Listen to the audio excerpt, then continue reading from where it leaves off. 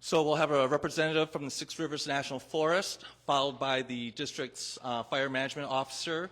We'll then get an update and an overview of fire weather and behavior, followed by a talk from the incidence's fire operations section chief. Then we'll hear from the incident commander, and then we'll hear from another member from the local district. So with that, I'm actually going to call up our first speaker. And just so you know, we will take questions online. So online, feel free to submit questions, and we will answer those after all the speakers are done.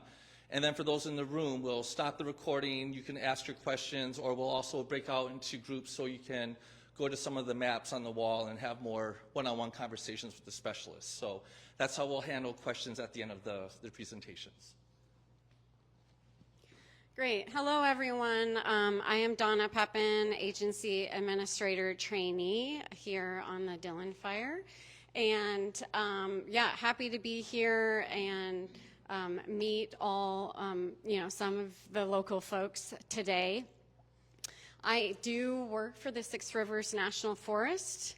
I am just up and over in Gasky, on the Gasky Ranger District, where I'm currently the acting district ranger over there. So I am well versed in knowing how to live and with fire and know what it means to not only work at the district but also be a community member and be evacuated, and the importance really of getting everybody kind of back into normalcy and what that looks like, and that's really, really important and means a lot to us. So in Happy Camp with California Team 1, I'm super grateful to have them here to get us to that point where everybody can return to daily kind of operations, if you will.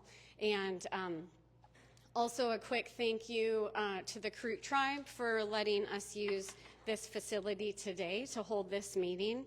The team, as far as priorities go, we are using full suppression tactics on this fire, going direct where we can, when and where possible, trying to keep this fire to the smallest footprint possible.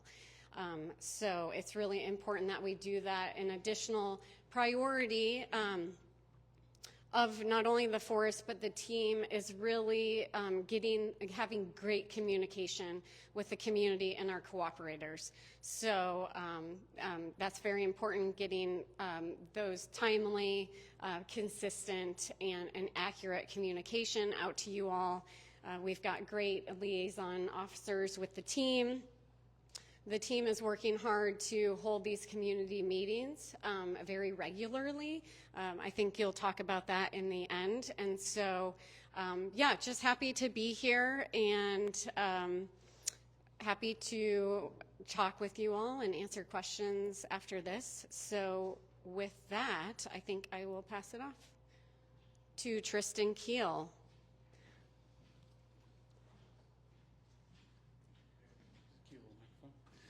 All right, hello everyone. I think I know everyone here, but my name is Tristan Keel. I'm the local district fire management officer.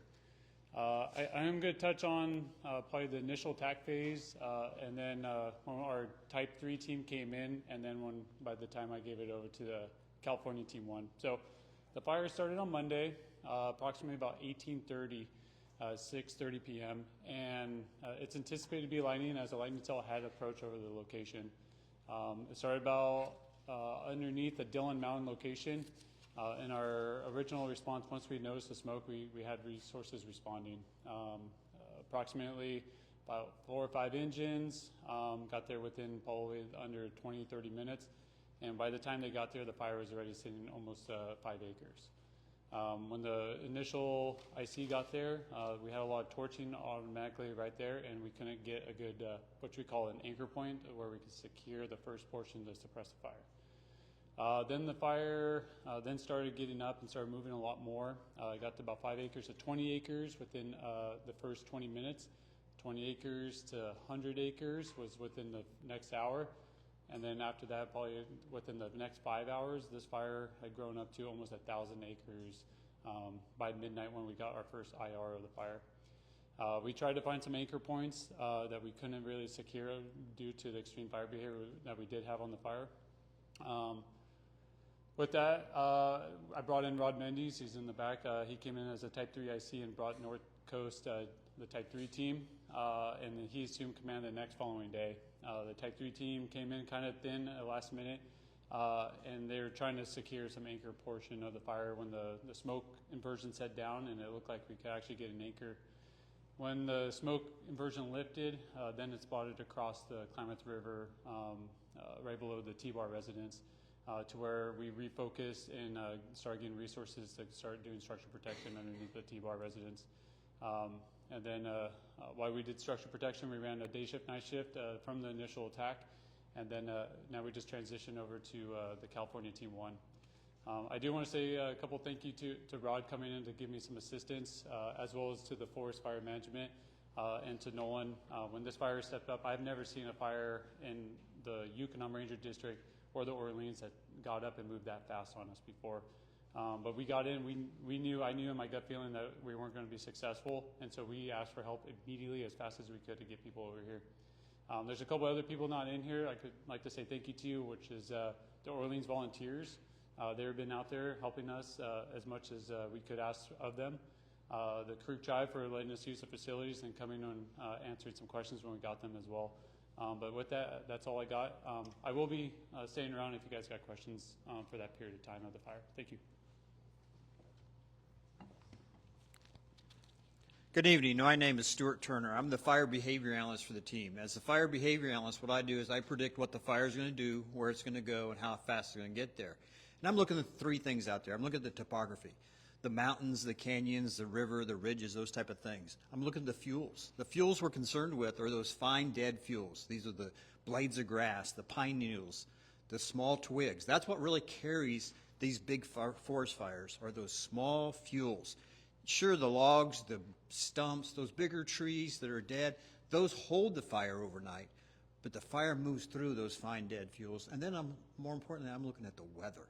And the weather is so important to us. We bring a meteorologist on staff at the fire site so they can give us the most up-to-date, informed information on the weather. And the weather, of course, dries those fuels out. Those fine dead fuels gets dried out by that low humidity and high temperatures. And then the wind comes in and starts pushing that fire around. So that weather is very, very important. And we look here at this fire matrix, or fire weather matrix we call it. And this is a day-to-day snapshot, if you will, of the weather for that day. So it's a very narrow, focused snapshot of the weather. And you can see here for tomorrow, things are going to change a little bit. It's going to be a little bit moister. The humidity is coming up a little bit, and the temperatures are coming down ever so slightly. We're not getting quite the wind that we had today. So things are going to lay down a little bit tomorrow. We're not going to see the fire behavior we have seen in the past few days. So we're going to get active to moderate fire behavior throughout the day tomorrow with some limited growth. And you can see that's going to carry on through the next couple days. When we get to Tuesday, things start to change. That's when we get a change in that weather. We're going to get back into that fire weather. Things are going to dry out, temperature is going to come up, and the wind's going to increase slightly. So you can see it here at the bottom. If we get 4 or more of these red boxes, that's a very critical day for us in the fire weather world.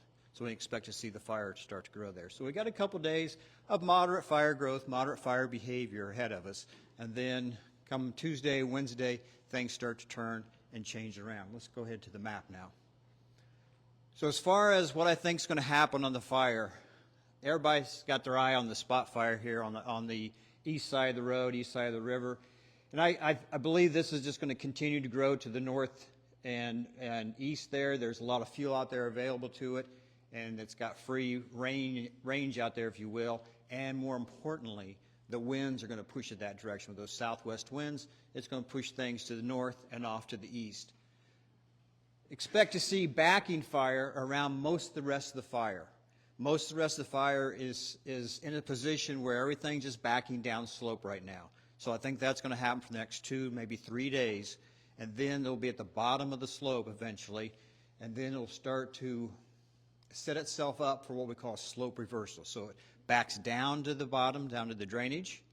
and it works its way across the drainage, and now it's got slope ahead of it, so we'll try to run up that slope. So we'll see more rapid growth in maybe 3-4 days, maybe that Tuesday time period, once those back in position and starts that growth. And that's all the way around most all of the fires, setting up there where it's just in the backing format and not really running or moving right now, nor is it being pushed by the wind. Now, the problem is that wind today and the coming days, on this north side, we have that potential to get spotting out of there. So we get a tree that torches, the whole tree catches on fire and throws embers out, and that wind pushes those embers down range into green fuel, spreading the fire. And it's very effective in the next coming days, and of course Tuesday is going to be really high problem area. So what we're seeing spotting is about 1/4 to 1/2 mile with the winds we're seeing today, about 20 miles an hour, that it could go down range, cross the lines, and get started new fires. And we'll be hanging around if you have any questions for me about fire behavior or fire weather. Thank you. All right, hey, good afternoon, everybody. My name is Josh Eichhammer. I'm one of the operations sections chiefs here with California Team 1. Couple things I wanted to start off with is, as Tristan alluded to, we really are in the place we're in despite the challenges we have because of the leadership on the district and the North Coast Type 3 team under the leadership of Chief Mendez. So excellent job to the locals here and setting up Team 1 for success and moving forward and accomplishing our task. So our task is something that I want to kind of reiterate to the group. We've been directed that this is a full suppression fire. As Donna alluded to earlier, we're gonna try and go direct where we can on this fire. So our primary actions are looking for opportunities to go direct where we can do so safely. Where we can't go direct or we don't have the resources at the time to go direct, we're going to be looking for opportunities to confine and contain the fire to the smallest possible footprint. So we are actively doing both simultaneously as we speak and have been for some time, extending off what the crews have been working on in the North Coast Type 3 team prior to our arrival. And the reason we're doing that is to protect critical values at risk. So we're going to move over and talk about the priorities around this fire next. So priority number 1 for us, as it's been given, is what we would call Division Alpha, and that is a slop over on the east side of Highway 96, immediately threatening the community of T-Bar, critical infrastructure, and significant cultural resources that we're working closely with the Karuk tribe to protect. The crews in there, as of today, the update I got from our field operations is we currently have the line tied in on the south flank of this, and that's due to a ton of hard work over the last couple days, day and night. That line is a hose lay, combination of hose lay road and hand line, and they're working on holding, mopping up, and securing that. Meanwhile, we have a structure protection group in there making sure that we can protect the structures and outbuildings, whatever else we can do in the T-Bar area. Those folks are working diligently to make sure that even if the fire behavior does moderate, that we don't have an unintended outcome and lose a home. And again, we're going to be staffed 24 hours a day making sure that we protect that. On the north side of the slop over, the crews are in day 2 of kind of getting pushed back, losing some ground and getting after it again, actually day 3. So they're trying to come direct right now. We have one of our local crews, the Smith River Hotshots, coming downhill towards Highway 96, and a couple crews from Highway 96 pushing up right now with 4 Type 1 helicopters working in tandem trying to catch the fire now that we have some clear air. That's one of the challenging things with the fuels that we have out here. As you can imagine, it can be really hard for the crews to go direct without air support, and when the smoke inversion's laying in, they're kind of in a position where they can't always go as close to the fire as we would like. So moving around towards Division Foxtrot, and this is Branch 10.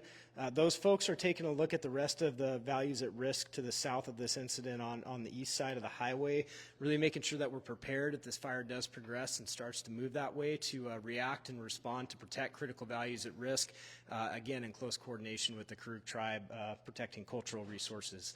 Coming over to Division Mike, Romeo, and Whiskey. So again, I said Division Alpha up here. The east side of the highway has been our priority 1.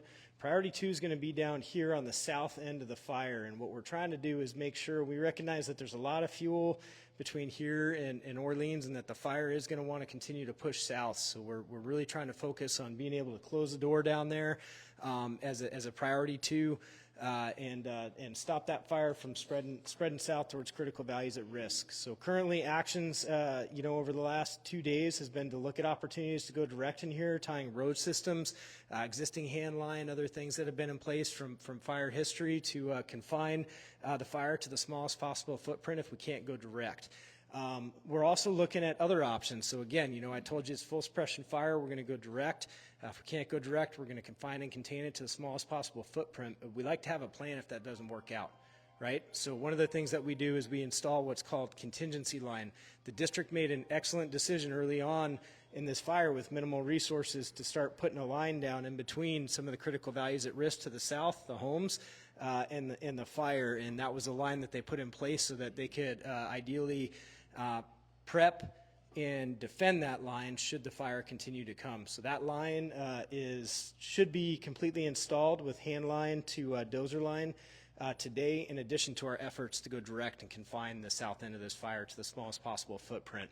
Lastly, coming up into Division W, we're still getting resources in place as they've been flowing in with the orders from the Type 3 team and our team. We're feeding them out where our priorities are. This is our third priority for the fire as it currently stands, and that's keeping the fire south of Dillion Creek if we can do so, and keeping it out of critical values at risk. So folks are in there, they're working aviation where they think they can be effective and possibly get boots in on the ground to help confine that. A lot of their focus has been on Dillion Mountain, and there's a lot of scouting to do in here. For those of you who are local, we know you're no stranger to fire in this area and understand that there's been a lot of fire around Dillion Creek, and you also probably understand it's a really tricky place to put a box in. So firefighters are going to be in there working diligently trying to do that. In the meantime, just a couple of summary stats from the last 2 days. We've constructed about 12 miles of dozer line. Between yesterday and today, we've installed about 4 miles of hand line, and we've dropped about 75,000 gallons of water on the fire. I'll be around after this if you have any questions or concerns. Thank you for your time. Good afternoon, everyone. My name is Kristen Allison. I'm one of the incident commanders on California Incident Management Team 1. We did actually come in this morning at 0700, and I too want to recognize the North Coast team with command with Mr. Mendez, Chief Mendez. The work that they put in really helped us establish what we were going to be seeing over the next couple of days. So really, really grateful for all of your hard work and your team's hard work to be able to pass off a really great package. We wouldn't be here without you, so thank you so much. With that being said, our goal here is to make sure that we're serving the community. We're going to work as diligently as possible on those things that Josh talked about, as trying to keep the fire as small as possible, making sure that we understand all the values that are out there and that we're making good decisions in accordance with our agency administrators and all of our cooperators. With that being said, we have set up cooperators meetings every day. We have a sheriff's meeting every day. We're going to be actually having these community meetings every other day. So we're going to have this every 5th day is going to be in person, and every other day we'll have one online. We will also be working towards giving you video operational updates twice a day, and we're going to work on getting out our actual updates in a trap line to you around 9 o'clock every morning.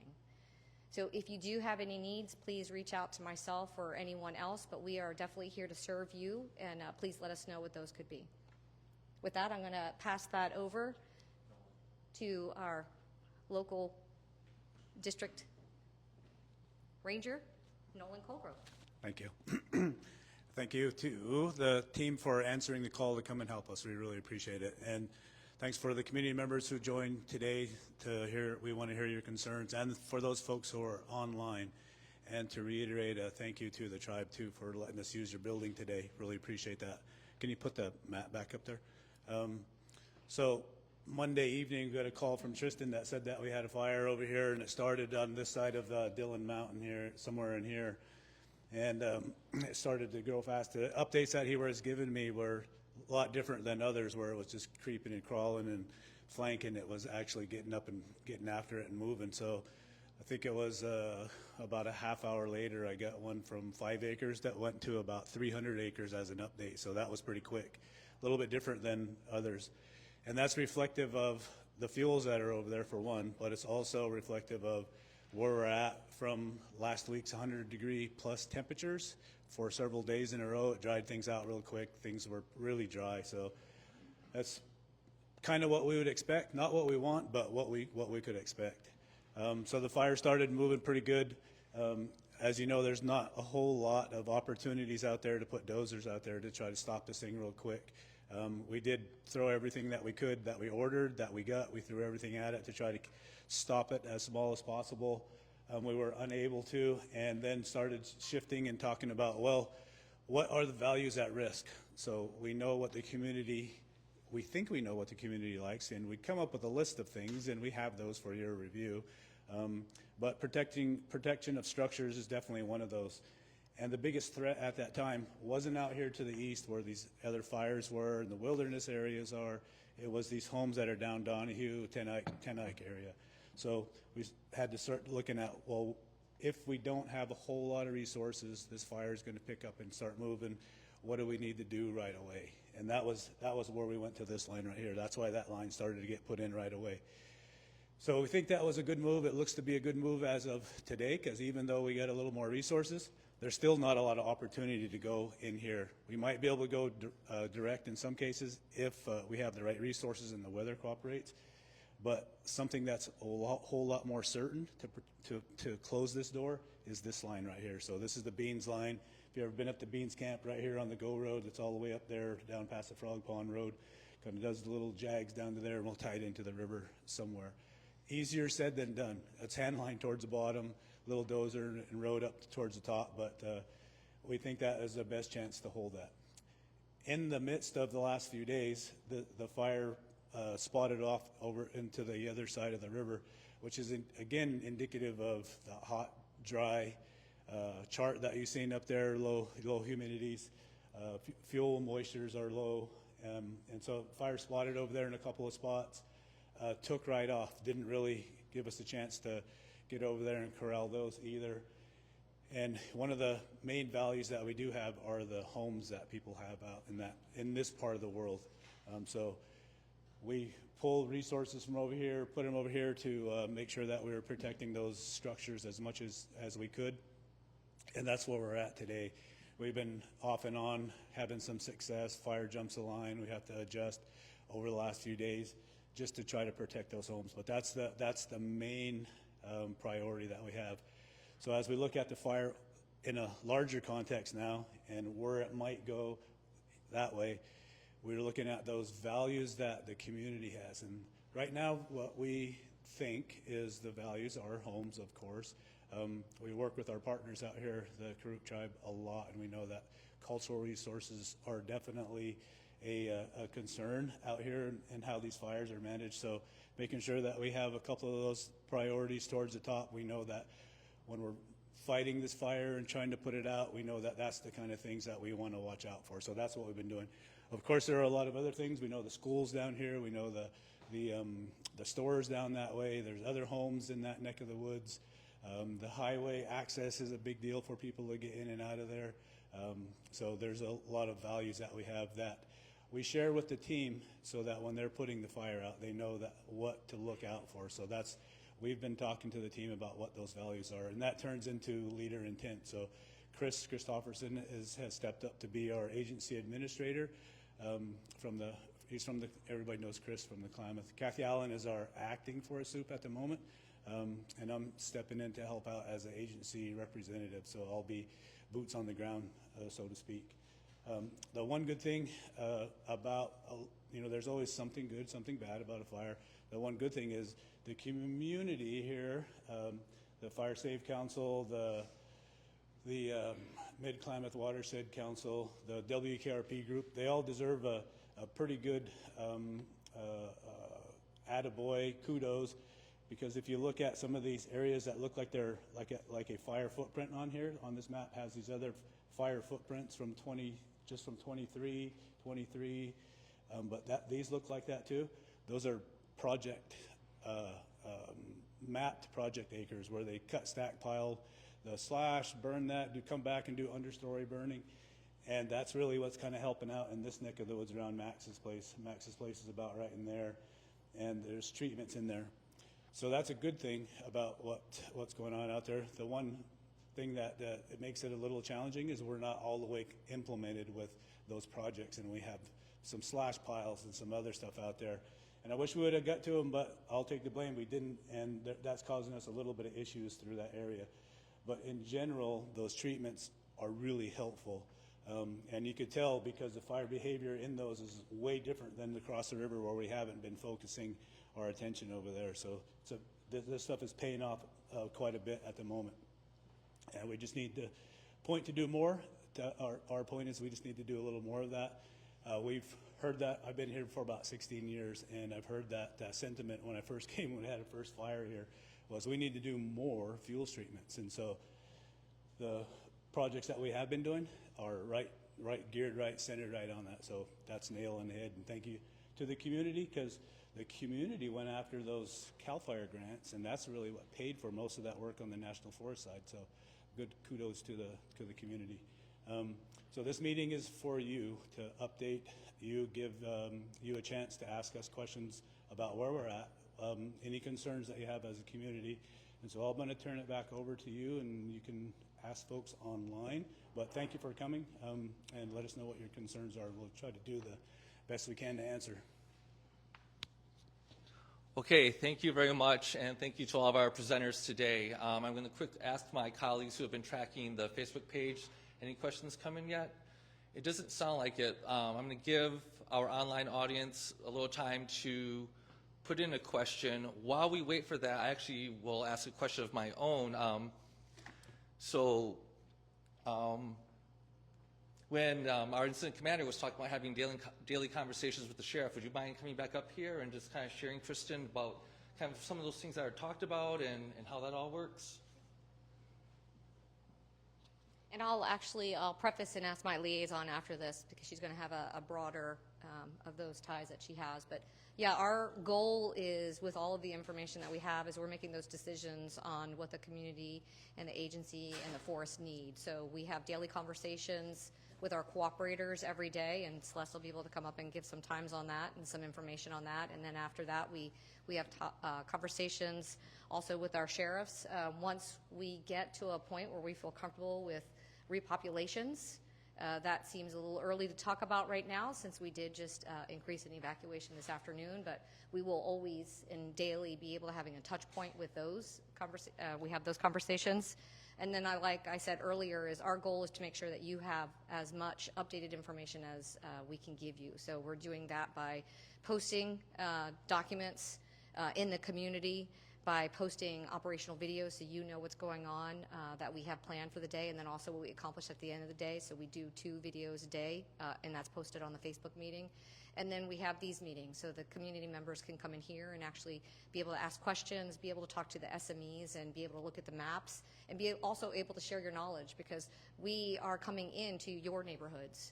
So this is a really great opportunity. If you know something that could be helpful to us, there's a great opportunity for you to share that with us, because we are here to serve you, so we need to know what those needs are so that we can make sure that we are able to accomplish that. So I'm going to let Celeste tell you a little bit about our cooperators meeting and maybe some of the people who might show up to that particular meeting. Celeste? All right, Celeste Prescott, I'm Liaison Officer with Southwest Team 1. Excuse me, California Team 1. I just came off another assignment. What we do is we put together all the cooperators, basically the roads, the sheriffs, tribal leads, and anybody who would have and would potentially be impacted or would have things that may impact our operations. And so it's really an open conversation between those entities and the team to make sure that we are aware of anything going on out there that may affect us, and vice versa, anything that we're doing that may affect any of their day-to-day operations.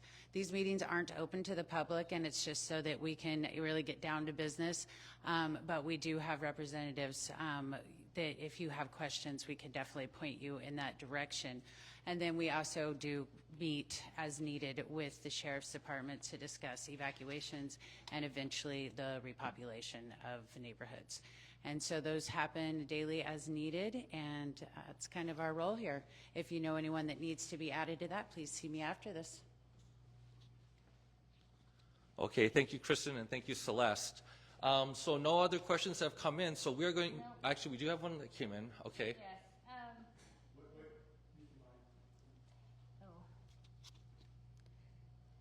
where is it we can get wrap and sprinklers and bladder bags at? So it's sounding like someone's looking for resources for structure protection. So, Josh, do you want to take a stab at that?